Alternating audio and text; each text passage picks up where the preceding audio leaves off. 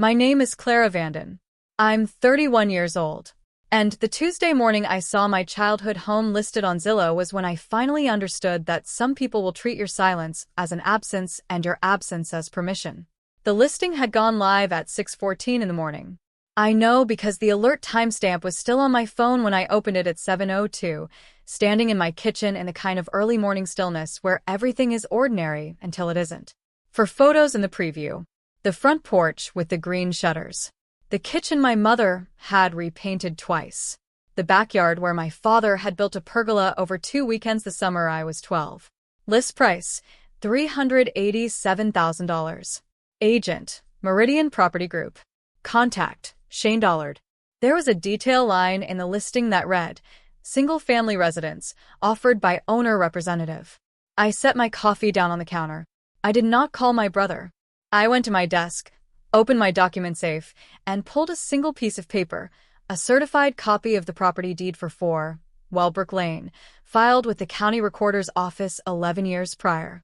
My name appeared on that deed as a co-owner with right of survivorship, alongside my mother's. My brother's name did not appear anywhere on it. I photographed the deed with my phone.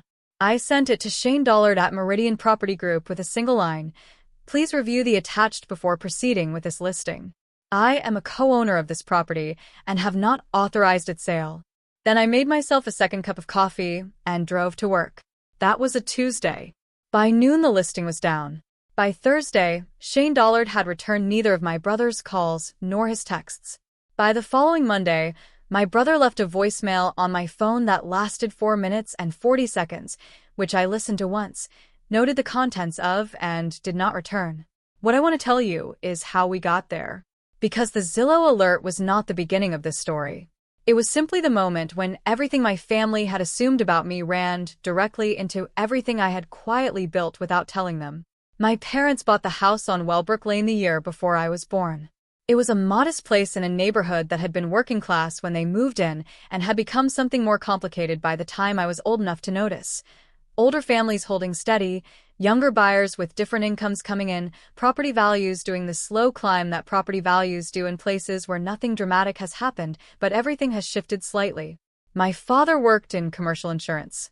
My mother taught elementary school for 22 years before her knees made standing for 6 hours a day unreasonable.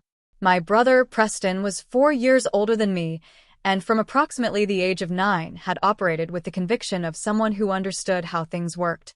Not arrogance, exactly. More a settled certainty. He knew where the tools were kept. He knew how to talk to contractors. He knew which neighbor to call when the furnace made a particular sound. My father trusted him with the practical architecture of the house, and that trust had calcified, over the years, into something Preston experienced as ownership. I was the one who read the documents. This was not a role I had been assigned. It was simply something I noticed about myself, that when paperwork arrived, I was the one who read past the signature line.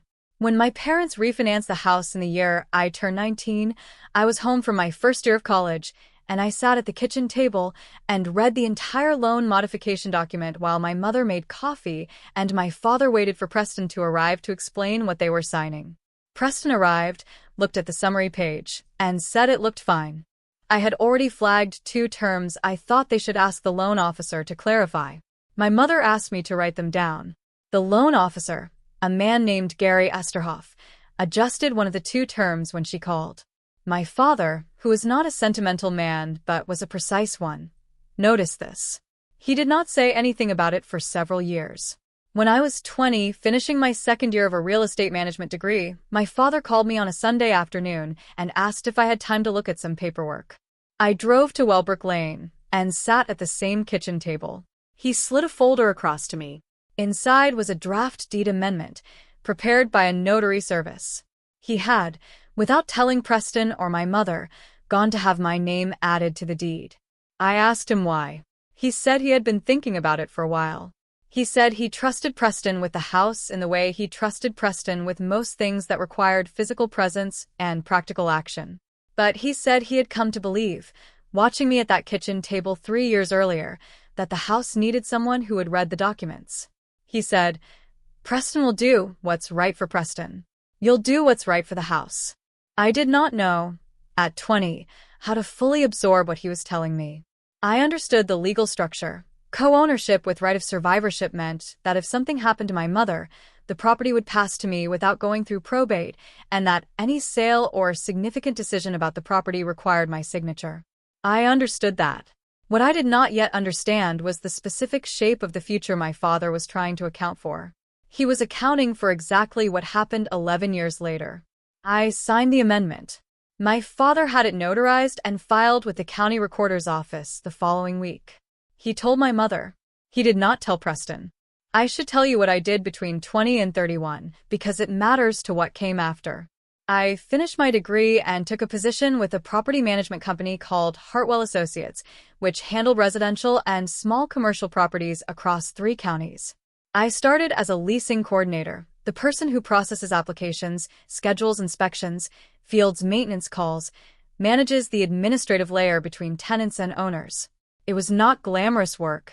It was the work of someone learning how a property portfolio actually functions, from the intake form to the insurance rider to the vendor contract to the clause in the lease that determines what happens when a tenant vacates without notice.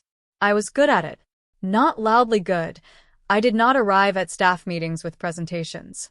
I was good in the way that people are good at. Things that require sustained attention and a tolerance for the gap between what a document says and what people assume it says. My manager at the time, a woman named Frances Osei, noticed within my first year that I caught errors before they became problems. She began routing certain lease reviews through my desk before they went to the owner. In my 3rd year at Hartwell, I passed the state property manager licensing exam. In my 5th year, I passed the broker licensing exam, which requires a combination of coursework, documented transaction experience, and a written assessment, a process that took 14 months and that I completed while managing a portfolio of 61 units. Frances wrote the letter of recommendation. In my 7th year at Hartwell, I was offered a senior manager position that I accepted and held for 2 years, during which I developed a working relationship with a commercial lender named David Acosta and a real estate attorney named Miriam Cho, both of whom I would call on later for reasons I did not anticipate when I first met them. In my 9th year, I left Hartwell. I had been approached, over the preceding 18 months, by 2 separate groups of investors interested in launching a small residential property management firm focused on a specific segment of the market, long-term lease management for individually owned properties whose owners lived out of state. There was a gap in the local market for this. The larger firms weren't interested in single property clients. The smaller operations didn't have the licensing or the systems. I had both. I incorporated Vanden Property Management in the spring of the year I turned 30. I signed a lease on a small office suite in a building on the east side of the city. I hired 2 people. David Acosta helped me structure a line of credit. Miriam Cho drafted the client contracts. By the end of the first year, I had 14 client properties under management. By the end of the second year, 26. None of this appeared on any family group chat. Preston and I were not estranged. We saw each other at the holidays, spoke on the phone occasionally, existed in the cordial parallel of 2 adult siblings who had made different assumptions about who they were to each other. He knew I worked in property management. He did not know the specifics. He had not asked. My mother's health began to decline in the winter of the year I turned 30. Nothing acute, a series of smaller events that added up to a picture her physician, Dr. Lynette Carew, described as consistent with early vascular issues. Nothing that required immediate changes to her living situation, but enough that the question of the house began to surface in family conversations. Preston raised it first at Thanksgiving, in the particular way Preston raised things, not as a question but as a conclusion he was sharing. He said that with Mom's health being what it was probably time to think practically about Wellbrook Lane. He said the neighborhood had appreciated. He said the maintenance costs were going up.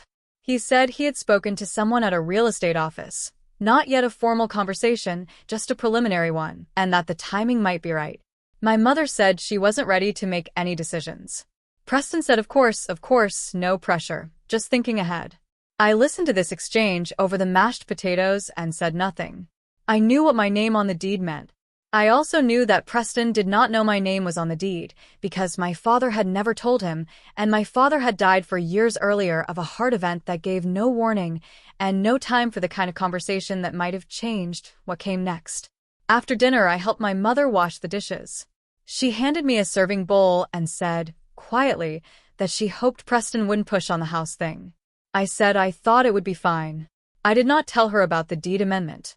My father had told her when he filed it, but that had been 11 years ago, and my mother's memory for the administrative details of her life had become unreliable in the specific way that health-related stress makes certain facts soft at the edges.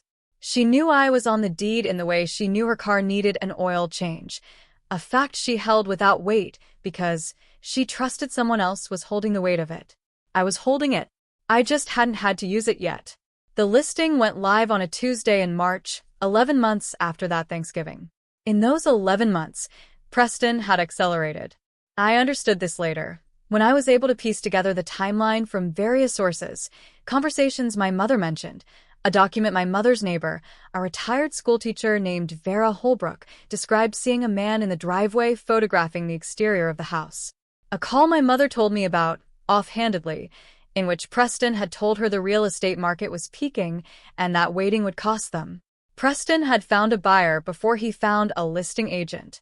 This was the detail that clarified everything else. A colleague of his, a man named Brian Sutter who worked in commercial contracting, had mentioned he was looking for a residential property to convert into a rental. Preston had, at some point in the fall, told Brian Sutter that the house on Wellbrook Lane would be available. He had told him a price. He had taken him to walk through the house on a Saturday afternoon when my mother was at her sister's. When Preston signed the listing agreement with Shane Dollard at Meridian Property Group, he had done so as owner representative. He had not produced a deed. He had not been asked to. Shane Dollard had taken his word for it, which is a thing that happens more than people in property management like to admit, particularly in residential transactions where the agent's incentive is to move the listing quickly and the paperwork feels like a formality until it isn't. Preston had told Shane Dollard that his sister wasn't part of the transaction. He had said this, according to what Shane Dollard told me later, in a tone that suggested it was a family simplification matter, as if I were a minor complication, an ex-spouse situation perhaps, something to be managed around. Shane Dollard had nodded and moved forward. I had set the Zillow alert for Wellbrook Lane 3 years earlier. During the Thanksgiving conversation, in the quiet automatic way, I set alerts for things I want to monitor without having to think about them. It was not a dramatic act. It was the same habit that had made me good at my job, the maintenance of low-level attention on things that mattered, so that when something changed I would know before I had to be told. The alert fired at 6:14 on a Tuesday morning. By 7:45, I had sent Shane Dollard the deed. Shane Dollard called me that afternoon.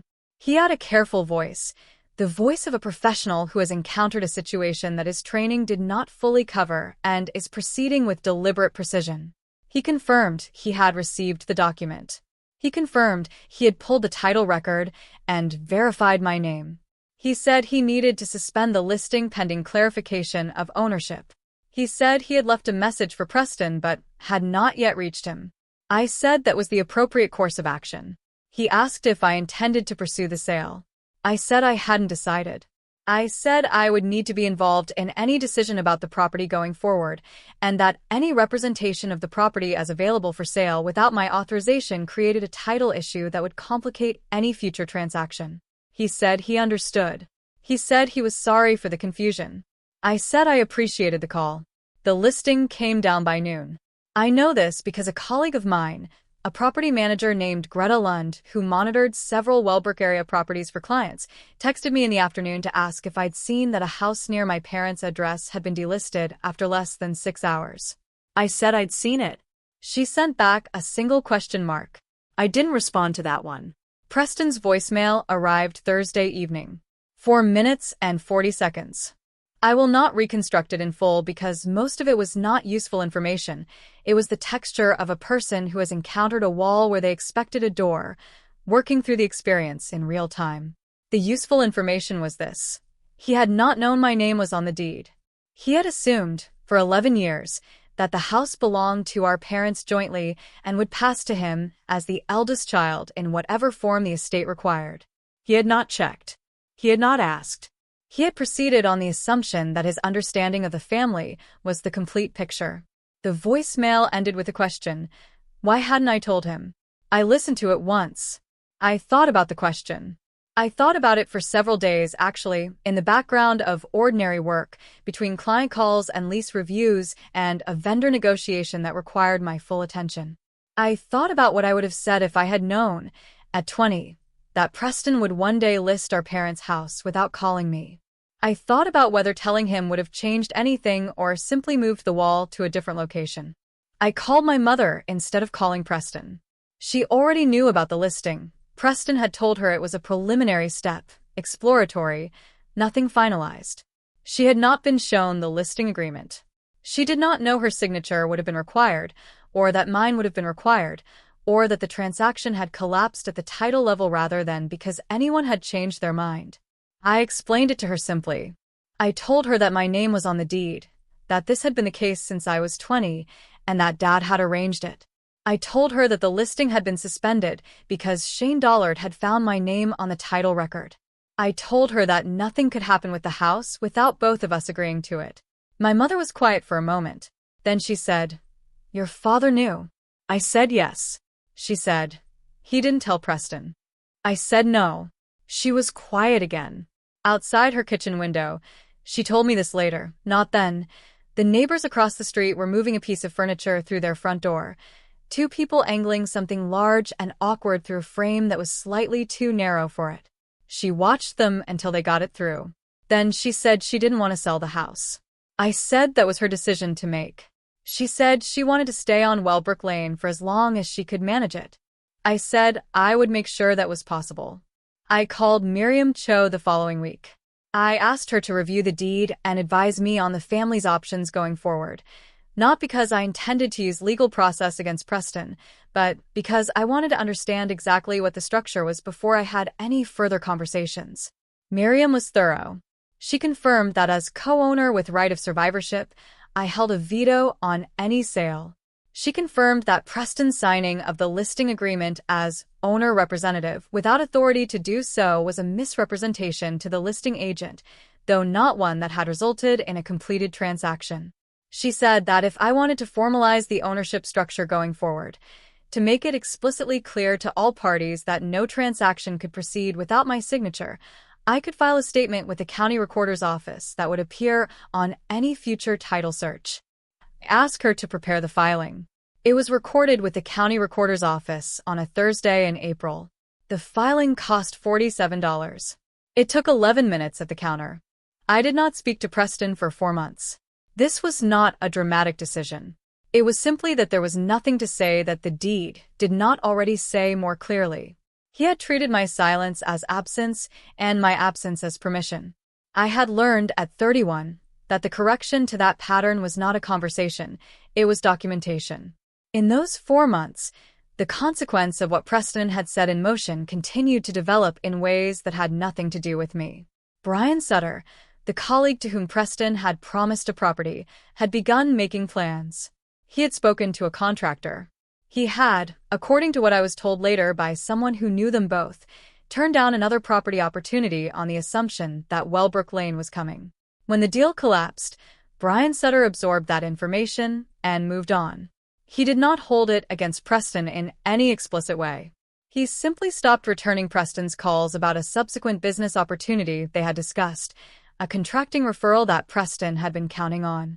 Shane Dollard at Meridian Property Group had taken the listing down and filed the incident in whatever internal system real estate agents use to track complications.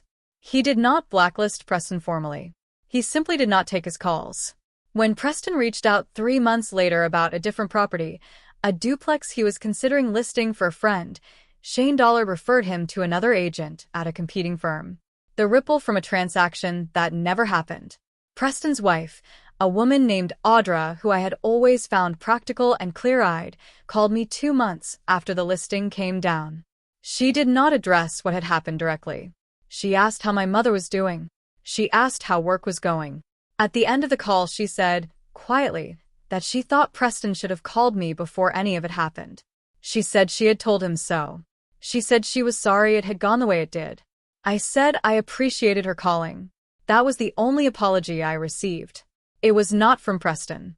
7 years is a long time. Long enough for a property management firm to grow from 14 units to 83.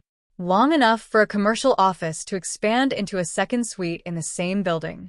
Long enough for 2 of my original 14 client owners to refer me to 4 others, who referred me to 6 more, in the particular arithmetic of a service business built on the specific trust of people who own things and need someone to watch them carefully. Long enough, also, for Preston's trajectory to describe its own arc. He had been working in construction project management for most of his adult life. He was competent at it. Preston was always competent, but the industry had contracted in specific ways in the years following a regional slowdown in commercial development, and the referral network he had relied on had thinned.